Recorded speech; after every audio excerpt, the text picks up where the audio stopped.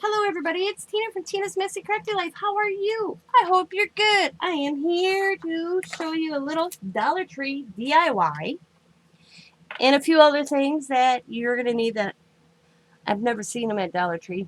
But find somebody that drinks wine, and because you're going to need some corks. And well, however you choose to decorate it.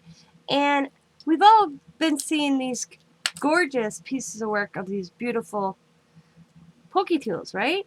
I received this one, and then I made this one. But then you're like, where do I stick them without losing them, and so forth. That was my thought. So I'm going to show you how I made this. This was a little box I had, and it's been decorated. I move it around all the time. I stick my ATC cards in the back of it, like so. That's usually what I use this for. So the other day when I was sitting here, and I accidentally poked myself with one of these, because I was laying here and I was using it. I wanted something I could poke these into without damaging them or hurting myself or anybody else or having them roll off my desk. So as you can see, I have corks in there. So I'm going to show you how I made this. So all you're going to need, and you can find this box at the Dollar Tree. This one, as you can see, about the same height. I had my husband cut this down for me because it was higher. They didn't have any lower ones at Dollar Tree. You could leave it this high. I didn't want mine this high, so I just asked the husband to cut that off. And now I got this cool little frame I'm going to do something with. You can use as many corks inside the box as you want. I am just doing one row. You have to have, I have 2 corks here. You can leave the corks however you choose. I kind of just find a clear spot, and I put this in like so. Oops, I'm going the wrong way. I go like this way. You can go fill up the whole thing however you choose. I am not doing that. Nope, I did go this way on this one. I had to think. Sorry about that. I'm not. And I just kind of put them in there. And then I have this little space. So I cut one in half. And I just tuck it in there so they're like that. And if you wanted to, you could go the whole box if you choose to. You just have to cut, however wide your box is with the corks. See, I had to cut another one. What did I do with the other half of that? Oh, it's right here. I'm like, where'd it go? And I'd stick that in there. Not a perfect cut on that one, that's why I'm not using it. See how kind of angled off, but just make it fit. See, that way it fits better. So we're going to do 2 rows, and I'm going to leave this space open. Or if you want, you can put the whole thing of corks. Now I'd have to cut another cork. See, my corks are different sizes. I picked all the same corks I had. Like all this horse, they had this horse on it. So that's why I'm not going all the way across, because I don't have any more horse ones. So we're going to glue this. And all I did is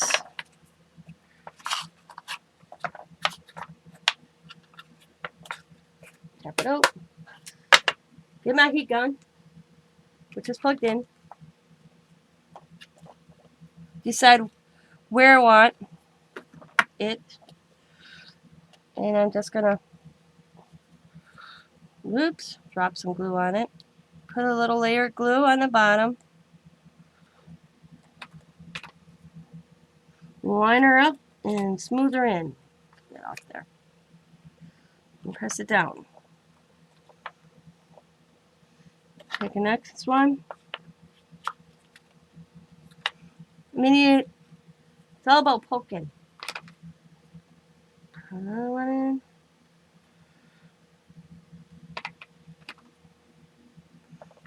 Press it down. Because you're not really going to see the words on the cork or the design of the cork anyways.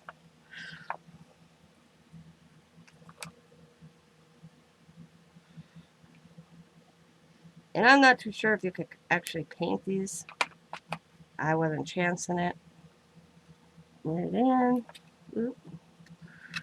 No. Press. Now on this one, I'm just going to put the glue in first on the wood. Put a gob of glue. 2-minute project, I should call this. 2-minute project. I put this side facing the inside. Oh, I did it. That's at the wrong side.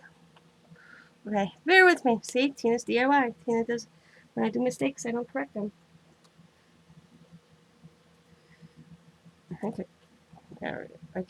If you did like I just did, just use your finger, let it dry. Don't get too dry where it's not hot, and just rub your finger across like I just did.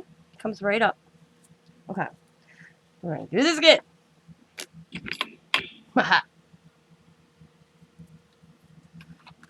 Add the glue back in there. There we go. Get the cork. And there we go. That's the right one. And just press it down.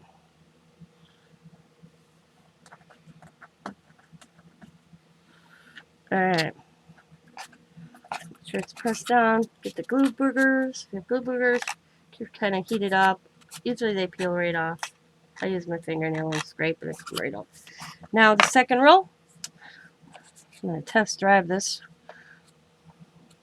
Make sure they just a couple. And we'll go like that. Yep. Okay. Okay.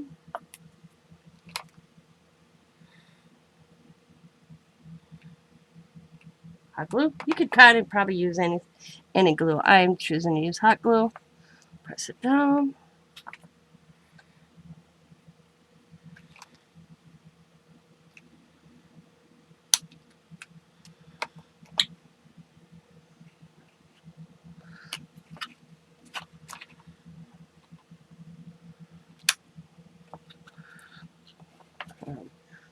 Press it in a little bit.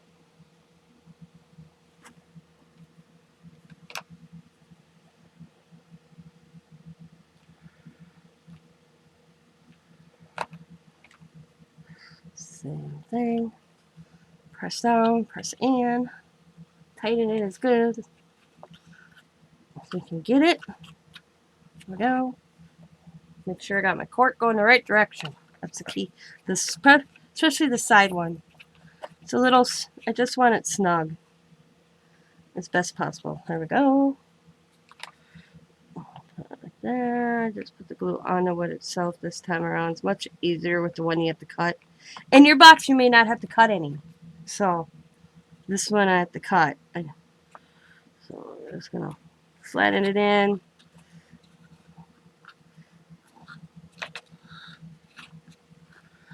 Press in. Boom. Okay. There we go. Now, it's done. Now, if you have your Pokey tools sit on your desk and just poke them in, store them. You can put a little whatever in the back. There we go. That's my Dollar Tree DIY Pokey tool holder. And I had the corks, because Diamond used to save me corks from where she worked. In fact, she asked me the other day if she wanted me to start saving her corks from her job, and I'm like, yes, please. So, because I don't have many left. So, there's both of them.